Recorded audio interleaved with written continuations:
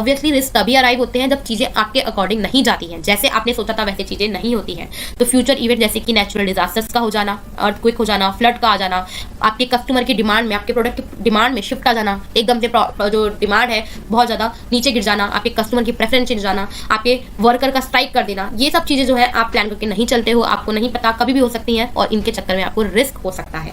Then risk जो है आपके बिजनेस का एसेंशियल पार्ट है, आप कभी भी इसको बिजनेस से अलग नहीं कर सकते हो। रिस्क को आप मिनिमाइज कर सकते हो लेकिन एलिमिनेट नहीं कर सकते हो। रिस्क आपके बिजनेस के साथ जुड़ा रहता है, हो सकता है छोटा हो सकता है बड़ा हो, लेकिन रिस्क होगा ही होगा। वेरीज बाय बिजनेस साइज, जितना बड़ा आप इन्वेस्टमेंट करोगे उतना बड़ा प्रॉफिट कमाओगे तो उतना बड़ा लॉस भी हो सकता है ना। तो स्मॉल बिजनेस को लो रिस्क फेस करने पड़ते हैं और लार्ज बिजनेस को heavy risk, high risk face करने पड़ते हैं। सिंपल सी बात है।